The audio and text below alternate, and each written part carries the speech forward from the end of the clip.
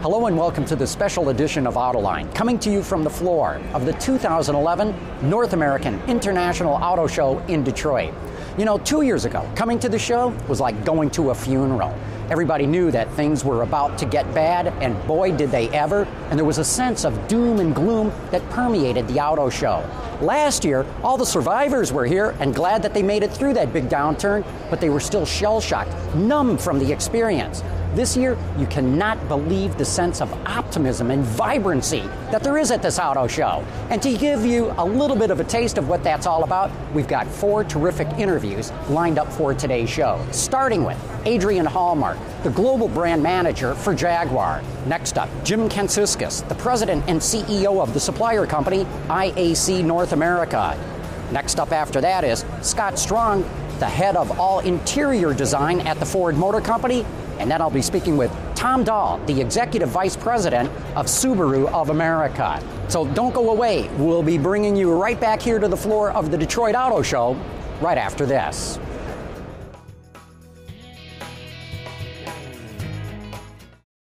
From the North American International Auto Show in downtown Detroit, Michigan, here now is John McElroy. And here we are now with Adrian Hallmark, the Global Brand Director for Jaguar. And great having you here, Adrian. It's great to be here, John. Thank you. What's the sense in Jaguar now being owned by Tata? I mean, it's almost like the full cycle of the Raj. Now the Indians own this British company. But what's the feeling within Jaguar with the new owners? It's quite interesting because I think if you look back a couple of years, Ford owned the company and put a lot of money into the brand. There's no question about that. Yeah. So, just like many of these buyouts, the question is, well, how can they make it work if they didn't? I think the view of Tata is that as a company, we know what we need to do to be successful. We think we do. We have the funding to do it. We have an agreement with the unions, which is very important for us, to sustain our existing factory footprint, even though we may build on that further in the future. So we have a good rapport between the workforce, the owners, management, that mix. We have a clear investment strategy for the future, and that's what counts. You know, we're not going to share parts with Tata in the foreseeable future because the product ranges and the segments are so different. Completely. We can't share anything. No. But the freedom that they're giving us to really shape and develop this company is incredible. And that's a big responsibility that we have to pay back. So it is a big turn up for the books. Watch this space. We will watch the space. Jaguar has never gotten into the SUV segment or crossover segment. You know, the argument always being, well, that's what Land Rover's for. Is there space for Jaguar to get into, encroach a little bit on the historic segment that Land Rover was always in? I think if you asked 5 people in the company, you get 6 answers. And depending on which side of the company they're in, you get 10 answers. Well, let's ask the guy who's in charge of the brand. Okay, so from my point of view, categorically, yes, there is space. I gotta believe your dealers would love to have that. Dealers the world over. I think the way you pose the question is very interesting because what we would do if we went in that direction is not do anything that Land Rover, Range Rover does. And the starting point for me is that most consumers see the brands as totally separate. Absolutely. The fact that they were under one roof is of no consequence to the average Jaguar or the average Range Rover buyer. There's some minor benefits. I think there are more that we can find in the future on the marketing side, but that's another story. But from a pure product point of view, if I'm looking at a Mercedes or a Jaguar, I'm not looking at a Land Rover, Range Rover. I'm looking at Mercedes, Jaguar. So if we can't offer the right products to compete with our competitors, then we're not going to compete with them. Somebody else will. So the crossover segments are the biggest growth segments in the premium end of the marketplace. They're not the biggest volume yet, but they're the biggest growth, and especially in the developing markets, and especially in China, etc. And they're strong in the US. So I think there is place in the portfolio, yes. We don't yet have a business plan that includes a product such as that, but we absolutely are thinking about it and looking at the feasibility. And you can see what Callum has done with the XJ, with the XF, with the CX-75 concept car. You can only imagine what that car could look like. And let's talk about the CX in just a moment, but sticking with this idea of getting into the crossover or SUV segment, Land Rover, of course, is the ultimate in off-roading, or one of the ultimates in off-roading. If you want to go through the Darien Gap or the Rubicon Trail, you can take it. Jaguar doesn't have to do that. So you could have an SUV or a crossover with a completely different personality. Sure. And road-based, not trail-based. Although, you know, it's the not the joke, but it's the common currency in the UK that you know, most people who drive 4x4s are not farmers. Yeah, they tend to be luxury cars that have all-round capability. So I think that the clear differentiation between a multi-purpose vehicle for Jaguar versus Range Rover, there's clear differentiation, no question.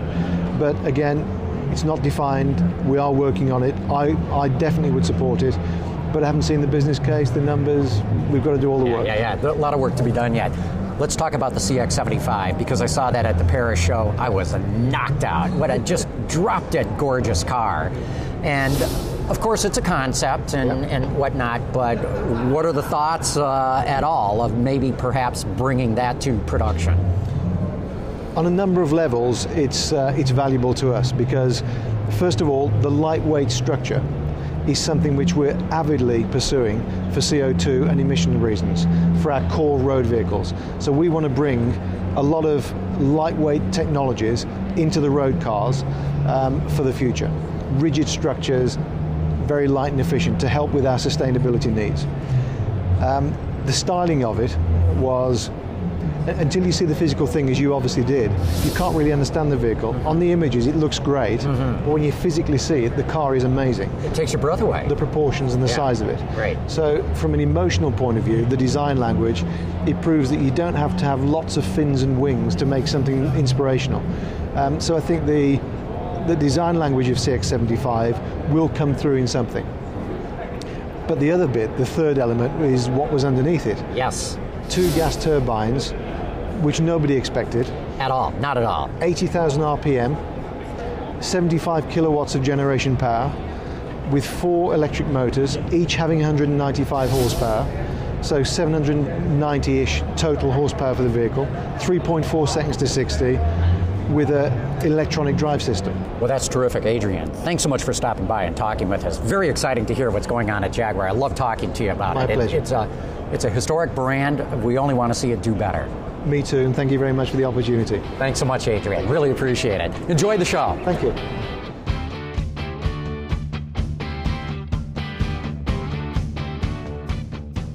Talk a bit about technology trends in the interior that IAC is involved in. Again, where are the automakers asking you to go, or where are you saying, hey guys, look what we can give you, and pulling them along? Yeah, you know, John, there's a lot of technology, and we keep talking about interiors, but I think I'm going to go a little off direction that people don't think about for a minute. The interior is also where most of your acoustics management's at as well, and typically it's either in the barrier type of product or it's in an absorption type of product. Now again, not to overuse a word, but to zoom back for a second. Now think about, you got all these vehicles that are going hybrid or they're going electric. You know, your sound frequency is going to completely change. It doesn't mean it's not manageable, but it's completely different. So what we also do is complete NVH management. We have a major facility right here in Plymouth, Michigan, but across the world we have one over in Europe, so on and so forth. So managing that. Okay, so take that a step further. Now you're in your vehicle, you're going down the road, and whatever system you have, you're going to talk to your system. I don't want to call it any one customer here, but they all got their system. And let's say you're the consumer and you keep saying, John, call John, and it doesn't work, right? But that's just the simplest of examples, right? You better have, and OEMs do, they're focused on this, they better have the best interior quietness out there. So we provide all sorts of products. We call it our Silent Solutions package, and it really manages the sound inside of a vehicle. Because what some people are unaware of, in an individual isolated location, you can throw all kinds of bells and whistles at it. It doesn't do anything for NVH management, as we call it. It is a system. It's what you do in the floor carpet to what you do as a dash insulator behind the IP and anything, and even NVH characteristics in the headliner these days, different than you would have ever seen 2 or 3 years ago. Do you see differences between the developing nations and the mature ones in terms of what they want in an interior? Yeah, everybody's a little bit different, it seems to me. I'll speak to probably the most obvious example, at least in my world of interiors, is take the China market. There's so many folks that are really riding in the backseat. They have drivers, whatever the case may be, so you naturally have more leg room. You spend a lot more focus in the rear compartment than you do in the front compartment of the vehicle. Mm-hmm. Well, that completely changed the aspects of how you would even think about an interior. Mm-hmm. And the type of technology we would bring or innovation we would bring. And boy, I'll tell you what, 2 years ago, or I wouldn't have, and I've been doing this for way too long, I would have never thought about what are we going to do to get craftsmanship and comfort in the rear compartment of a vehicle. But guess what? That's where we're at, right? How about the whole green movement, too? That plays into the area that you're in, at least when it comes to recycling, if nothing else. Yeah, no question about it. I mean, everybody knows there's been a lot of unfortunate casualties in the interior space. We know the names because, petrochemical, basically you have the oil spike, guess what happens? The interior guys goes with it, right? So what do we have to do? It comes back to my comments earlier on a lot of focus on material engineering and so forth, but what does that do? It gets you into reconstituted materials, it gets you into all sorts of hemp and canaf and all these type of products, and they're there. You just have to zoom back and you have to dedicate the resources. You may go to different parts of the world that you didn't, but I'll tell you what, where maybe a lot of people don't recognize, the globalization has so many other positive things that go with it. Let's say you're in India. We got a large penetration. We're going to finish an acquisition there in the next couple of days. We're building a couple plants there right now. Okay, Bangladesh is just north. All sorts of natural products that what never would have seemed reasonable to manage from within. They're right around the corner. So it really works for us. So for all our viewers who are looking right now, talk a little bit about what we might see coming in interiors. And you don't have to give away, specific programs or customers or all that, but directionally, what do you think that we'll start seeing in, let's say, the next 5 years or within this decade? I think you're just going to see what you're seeing today. I really do. You're seeing it, you're not completely saturated at the A level, B level, C level type of things. You're going to continue to see where leather is only on E today, it'll be on A tomorrow. I mean, those type of things. You're going to continue to see that. You're going to expect that, really weight's a big issue for it, John. It's one thing to say you can do this. Anybody can throw the kitchen sink at things, but how can you do it? Because interiors is, let me kind of provide a data point for you. At least from the statistics I know, the second largest contributor to weight in a vehicle is actually resin-based composites. Is that right? It really is. So, okay, now interiors, what is it? A lot of resin-based, but we also do exteriors because that's really our business model. It's more tied into resin-based components versus trying to be, everything in the grocery store. So, okay, so if that's where it's going, and we manage that, you got to take weight out, because if you can take weight out, statistics, right? I think it's for the fuel consumption that's in a car, 75% of it comes back to weight, right? Mm-hmm. So if we can find a way through all of our different products or something to help on taking out, let's say, 6 to 8% improvement in weight, you're going to make a massive improvement as it relates to fuel efficiency. So don't think for a second, not you, but in general, people shouldn't think for a second that the interiors guy can't make a major impact on fuel efficiency, and we know how important that is. Let's see, here's one of the questions from our viewers here. Legislative Geek wants to know, can you tell us about glow-in-the-dark carpet? Yeah, we do. I've never heard about this. Well, we need to show you. You need to come over and see us. Come see us, John. Yeah, right. Glow-in-the-dark, black light, call it what you want, but it is really, it's an innovation that we have that is ready to go to market. And the way to look at it, I'll paint a picture for you, is if you go into your trunk, how often do you drop your keys? It's behind a box and you can't find those things because the light happens to be in the upper left-hand corner, but your keys got dropped in the back right-hand corner. So what we've done is basically, in essence, to the caller's question there, is we've developed a glow-in-the-dark type of carpet. This I gotta see. So it kind of makes the keys jump out. So all good stuff. One more question before we let you go. What recycled materials are you looking at to use in an automobile? We use all sorts of recycled materials in, the technical names I'll never get to. Yeah. I will tell you that anything that ultimate consumer or any ultimate consumers out there, from pop bottles to you name it, we're recycling it in one form or fashion and turning it back into car parts. Well, real good. Yep. Jim, thanks so much for coming up here. This has been fantastic, and I've got to see this glow-in-the-dark carpet. I never heard of that before. Okay, great. Thank you. Jim, thanks so much for your time. Thank you really very much. Appreciate it. Okay, yeah. Thanks.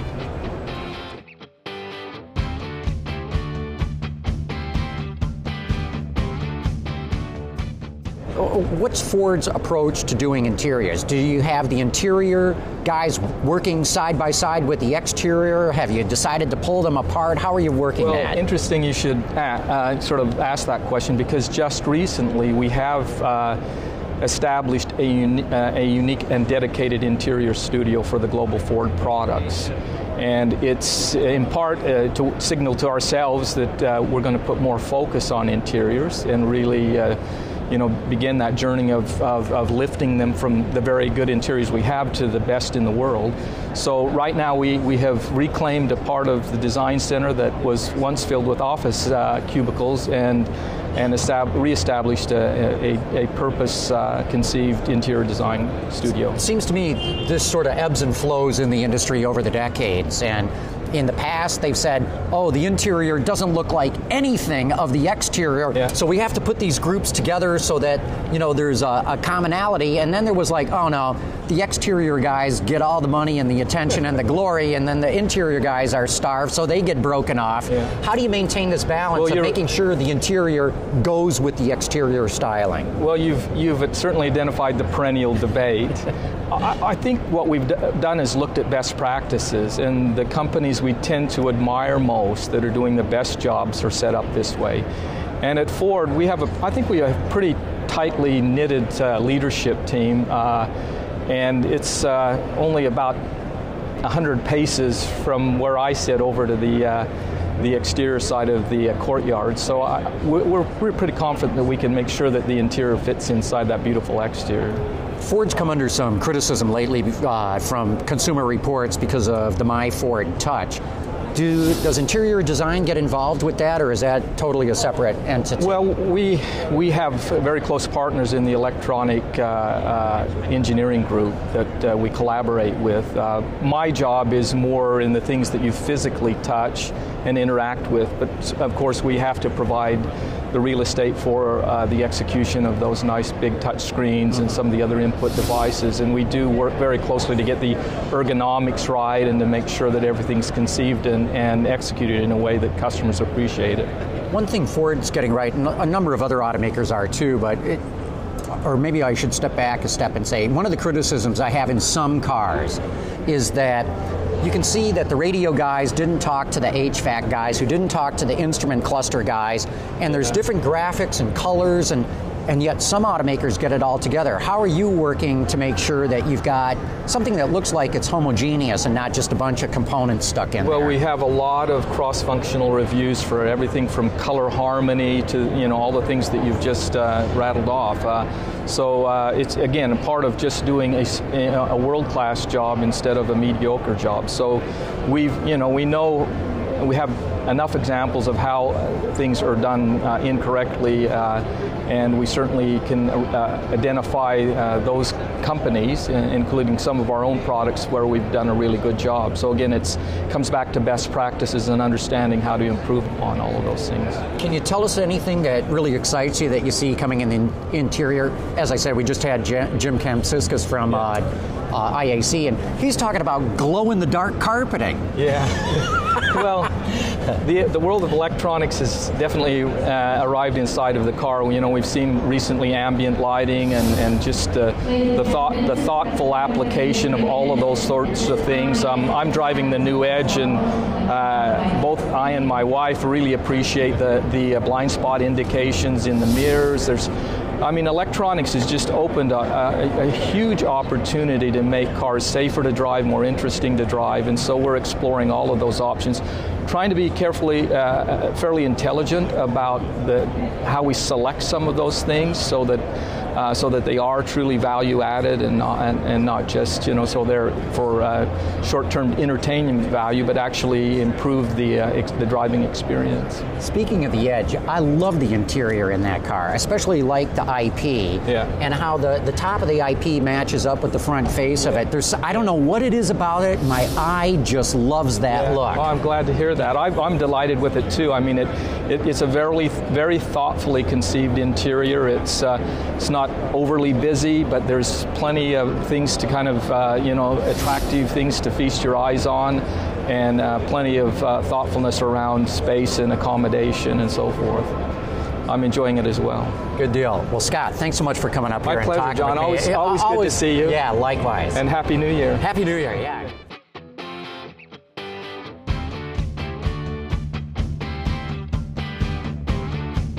What are some of the thoughts as where you might go product-wise? That's a good question, because we are talking about that and which way we can potentially take this thing. We really haven't decided yet whether or not we want to take it up into that next level in terms of size, because we've got a nice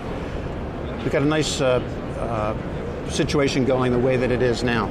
So we want to make sure that whatever we do is going to be sustainable, that it's going to be an investment that we can make and get a good return on that investment. We don't want to do anything that's going to, okay, we want to go to a larger size vehicle, but then we're not going to be able to get the volume that we need to make the numbers work. Globally, how's Subaru doing? I'm only familiar really with how it's performing in the U.S. market. What about the rest of the world? Fantastic. Same story all over again? Same story. Subaru's setting records in China, Australia, Canada. Maybe not doing as well in the Japanese market. Well, nobody is. Nobody is. But really, Fuji this year is going to set an all-time record in terms of their unit volume. And then also, you probably saw where they're going to be setting a record in terms of their overall profitability, which is a good thing. That's a great thing, especially coming from the mouth of a CFO, Chief Financial Officer. You love that part of it, too. Well, I like the cash flow even better. So forget the numbers on the income statement. It's the cash flow that matters. Right. So what's next? Where do you take Subaru from here in the American market? Well, next year, or actually this year, we have a new launch coming with our new Impreza model. That's going to be coming out in August of this year.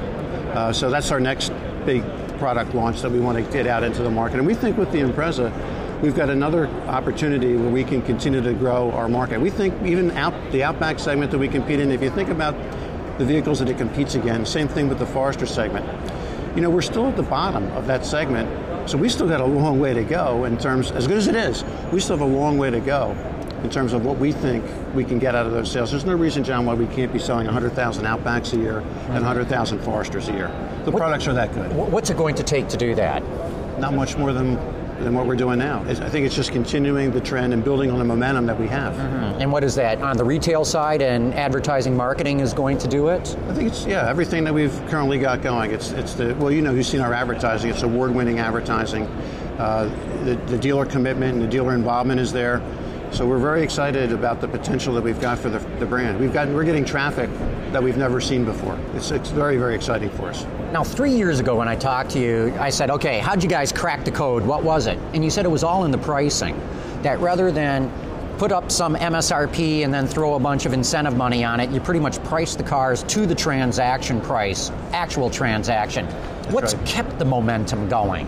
Well, I think when you look at the pricing that we've been able and the price points that we hit in the market, that we've been able to do this without really going incentives. In fact, if you check Auto Data Corp, we're the lowest incentives in the industry. So what we try to do is to create a discipline within our pricing to say that we don't need to have incentives. Yeah, we're going to have a low interest rate program in the market. I'm not saying we're not going to have that, and we need to have competitive leasing programs in the market. But we don't need to go to the big cashback. We shouldn't have to do that. The cars are priced the way they are, and they hold their value well. I mean, look at Automotive Lease Guide. We're number one in residual value. Is that right? I had no idea. Blue Book. We're number one in resale value in the entire industry. And you combine that with the crash test safety, with the Insurance Institute for Highway Safety. John, we got it all. Well, one of the things I've heard why you have such good resale or residual values is people don't sell their Subarus. That's because they just hand them down in the family, so no one's selling them used, so the prices go up. That's the thing about Subaru customers. Once they get into the car, they love it, the way it handles, the way it drives, and therefore they want to keep it within their family. And as you said, it goes down from the husband to the wife to the daughter to the son, and it just stays in the family. To the dog. One of the things that is a challenge for us is our customers tend to hold the cars for so long. I mean, I think we're one of the longest in the industry. At 7.2 years is the average length of time that a customer holds one of our cars. We like to turn that owner base over a little bit more so we get more sales. Right. So what else? What am I missing here? What do you want to talk about what you're doing at Subaru? Well, we're just we're very fortunate, John, that we've been able to part of my job, honestly, is sometimes I feel like I'm more of a psychologist than anything, because once it's all about creating that mindset and that positive feeling, and you can tell by the show this year, it's much more positive here than it has been the last couple of years. Yeah. And I think honestly the tax cuts that happened at the end of the year last year have gotten the country off to a pretty good start. People now know that their taxes aren't going to go up. They know that they're going to be able to keep more of the money in their pocket, and that's created a very positive feeling among the customers. December was a great month for the industry, and we're obviously hoping that that carries over. And if some of the pundits are right, and I think they are, I mean, I think this year could be 1 million to maybe 1.2 million units more than we had in 2010, so that put us at 12.5, 12.7. And if we can continue to keep our share of that, I think we're going to be okay. You know, a very interesting comment you made. No one else has made that, and that I've heard, of tying the tax cuts into a big boost in December sales. I think that's helped with the psychology of people, and I think that you know, it all goes by how people feel and what their sentiment is and how confident they are, and this has helped to create a little bit more confidence that people are. It settled things down, at least for the next 2 years anyway. We'll see what happens in 2 more years. Tom Dahl, thanks so much for stopping by. Thanks, John. Great to be with you. I keep telling everybody in the business, Subaru is the hottest car company going. Everyone's talking about Hyundai, and God bless them. They're off to the races. They're doing a great job. They're doing a great job. But I think people have missed the story, the business story of how well Subaru has done. It's been exciting. I'm glad I've been a part of it. It's been a lot of fun. Tom, thanks so much for stopping by. Really good seeing you again. Great to see you. Sure thing. Take care now. I hope you enjoyed the special edition of Autoline coming to you from the floor of the 2011 North American International Auto Show in Detroit. We gave you just a little snippet of what's going on here. You can actually find many more interviews and a whole lot more information about what went on here at the show at our website. Check it out. But that does bring us to the end of today's program. So for all of us here at Autoline, thanks for watching. We'll see you next week.